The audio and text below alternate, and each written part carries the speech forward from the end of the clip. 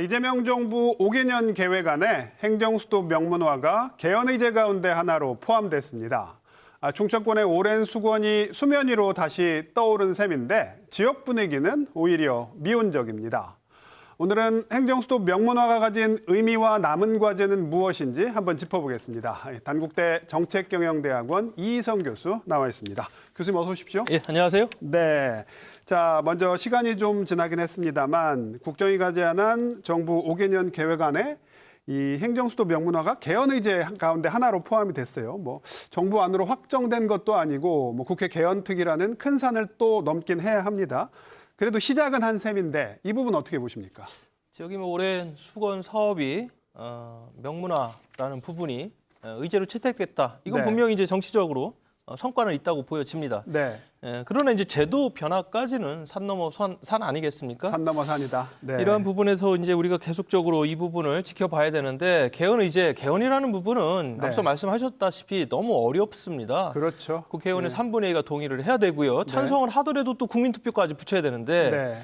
과반이 투표로 하고 과반 찬성. 이건 네. 전국적으로 어느 정도의 이 개헌이라는 부분, 행정수도라는 부분을 동의해주지 않으면 참 네. 어려운 사안이다. 네. 다만 이렇게 이제 공식적인 문서로 네. 남긴다는 것들, 네. 이러한 것들은 이제 다음 프로세스로 가기 위해서 네. 성과라고 결론적으로는 좀 판단할 수 있을 겁니다. 일단 첫 받은 내디뎠고 그거를 공식 문서로 남겼다. 이건 의미가 있다 이 말씀이시군요. 그렇습니다. 네.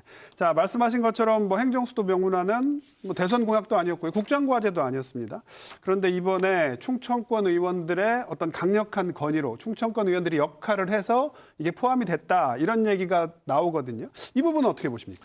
지금 국정위원회에 참여했던 충청권의 인사들, 네. 국회의원을 비롯한 충청권의 여론이 상당히 안 좋았어요. 네. 특히 해수부라는 그러한 부산 이전 이러한 것들이 굉장히 악재였거든요. 악재죠. 예. 이런 가운데 이제 얼마 전에 정청래 대표가 또 충청권 대전에 와가지고 전체적인 또 회의도 진행을 했단 말이죠. 전체적으로 충청권의 어떤 이러한 부정적 여론을 좀 뭔가 반전의 네. 모멘텀을 만들 필요가 있다라는 데 좀 네. 공감을 한 것 같고요. 이거는 지극히 이제 내년 지방선거를 좀 겨냥한 네. 일종의 포석이다 이렇게 보여지고 앞으로 이제 행정수도를 의제로 명문화 시켰기 때문에 문서로 남겨놨기 때문에 정부 여당에 대해서 야당 측에서 행정수도에 대해서 반격을 가하는 데 있어서 일정한 네. 가이드 어떤 방어를 네. 할 수 있는 그런 명분들을 좀 만들어 놓은 것이 아니냐. 네. 정치적으로는 그런 포석이 깔렸다고 봅니다. 네. 사실 행정수도 개헌은 여가 되든 야가 되든 세종시에서는 항상 입버릇처럼 주장해온 부분이잖아요. 근데 네. 이번에 나온 그 세종시 반응을 보면 흔한 환연 성명서 하나 안 나올 정도로 좀 미지근한 분위기거든요. 앞서서 지방선거 얘기 잠깐 해주셨는데 민주당 소속 인사들이 역할을 했기 때문에 세종시가 좀 불편한 건가? 그런 추론도 나옵니다. 이 부분 어떻게 보십니까?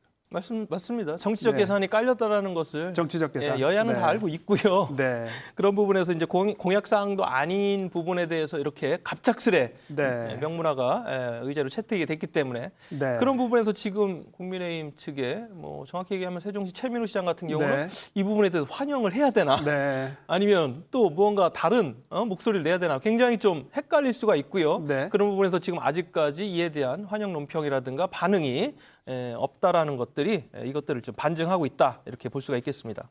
자, 국정위는 개헌 시기를 내년 지방선거 또는 2028년 총선 때 이렇게 진행하는 걸로 이렇게 제시를 했어요.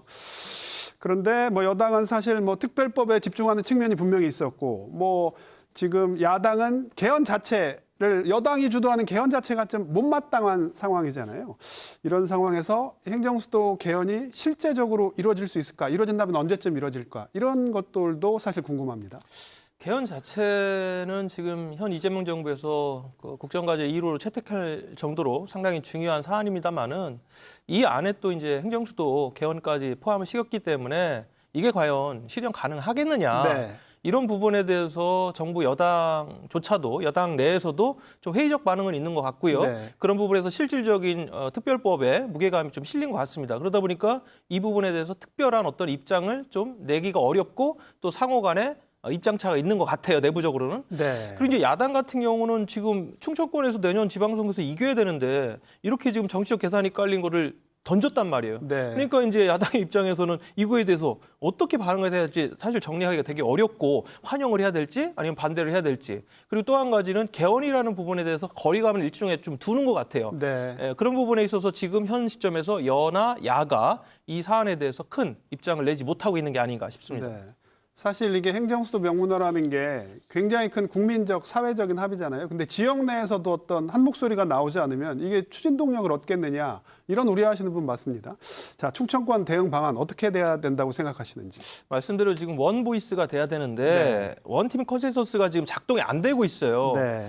그래서 지금 저는 그렇게 봅니다. 어차피 지금 충청권의 4개 시도지사가 국민의힘 소속이기 때문에 네. 현 정부의 어떤 중요한 어떤 정치적 계산이 깔린 이러한 사안에 대해서 뭔가 입장을 내기가 굉장히 어려울 거예요. 네, 네. 그래서 이게 5년간의 어떤 계획이라는 이재명 정부의 5년이라는 기간 동안에 이루어지기 위해서는 내년 지방선거가 아마 좀 1차 분기점이 될 것이다. 네. 그게 이제 원 보이스 쉽게 말해서 이제 원팀 컨센서스가 좀 작동을 하면서 다음 단계로 갈 수 있는 그런 발판을 마련하고 현 시점에서는 개헌 트랙과 별도로 네. 특별법 트랙을 좀 더 힘있게 좀 추진할 수 있는 그런 동력들을 확보했으면 좋겠어요. 네. 예, 그리고 마지막으로 지금 저희가 대통령 세종 집무실이라든가 국회 분원 이런 부분은 굉장히 좀 진척이 됐잖아요. 사업이 돼가고 있죠. 그런 예. 어떤 프로젝트성 사업에 대해서는 네. 일차적인 성과를 좀 돌출하는 네. 이러한 전략으로 좀 지역에서 준비를 하면 어떨까 싶습니다. 일종의 못을 박아두는 전략으로 가자. 맞습니다. 네. 급한 것부터 해결하는 것이죠. 네. 알겠습니다, 교수님. 오늘 말씀은 여기까지 듣겠습니다. 네, 고맙습니다. 감사합니다.